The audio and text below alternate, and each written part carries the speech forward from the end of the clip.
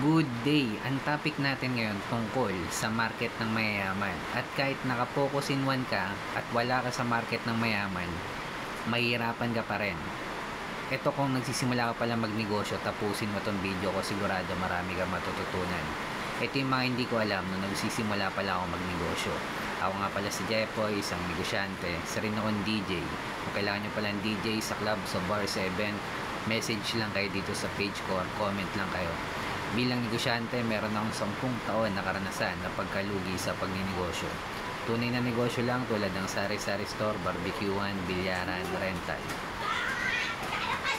Bakit importante ang market ng mayaman or community ng mayaman? Ang example ko sa inyo mga kanegosyo, pare-pareho ng big bike na Harley Davidson ang gamit. Isang community yan. Ito mga kanegosyo, kung wala ka sa market ng mayaman, mahihirapan ka mag-mark up ng malaki.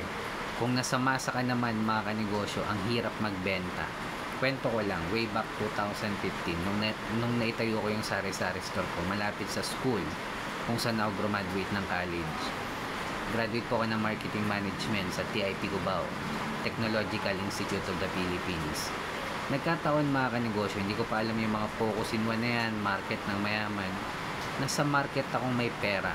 Ang community yung pinaglilingkuran ko is college student na merong pera, mga estudyante ng TIP kung saan ako graduate ng college. Kahit mag-mark up ako ng malaki mga kanegosyo, pare-pareho lang naman kaming sari-sari store, pare-pareho lang kaming benta niyan. Kahit mag-mark up ako ng malaki mga kanegosyo, sa akin pa rin bumibili yan. Basta malupit ang serbisyo mo kapag ang community mo may pera or mayaman. Ano mga example ng community ng mayaman mga kanegosyo? Mga community ng mga may-ari ng big bike, community yan.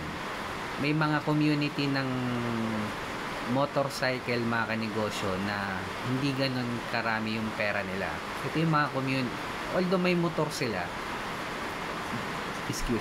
pero nagtitipid naman sila. Huwag mong targetin yung community na yun. Ang targetin mong community, mga may-ari ng big bike na motor, pero hindi nagtitipid. Tulad na lang ng nasa picture mga kanegosyo, puro may-ari ng Harley Davidson yan. At kahit wala ka sa community nila, pwede mo naman pagtrabahuan kung paano ka makapasok sa loob ng community nila kahit wala kang Harley Davidson.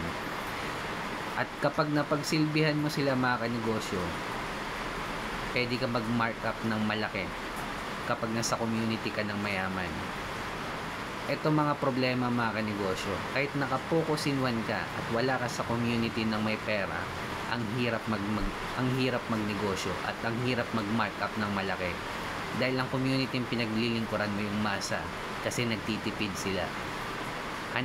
Pagtrabahuan natin makapasok sa community na may pera mga kanegosyo, doon di tayo mahirapan makapag-markup ng malaki at kakailanganin mo yan sa pagninegosyo mo, yung markup mga kanegosyo. Kaya kung nagsisimula ka pala magnegosyo, hanapin ng community ng may pera tulad ng mga motorcycle owner mga kanegosyo. Ang puro motor nila, puro Harley Davidson, nasa market ka ng mayaman. Kahit wala kang motor, pagtrabahuan mo makapasok sa community nila, focus in one pa rin kung anong kailangan nila. Hanapin ng community ng mayaman. Pang-apat, kailangan na natin gumawa ng original content. Dahil ito ng labanan ngayon. Kung hindi ka pa gumagawa ng original content, baka mawala ka sa eksena. Kung umabot ka sa dulo na video na to mga kanegosyo, heart mo naman to, comment ka lang sa baba, community ng mayaman. Subscribe ka na rin sa akin bilang negosyante. Kung dumadanas tayo ng pagsubok or struggle, huwag natin kalimutan mag-pray kahit anong religion natin. Ingat tayong lahat. Peace.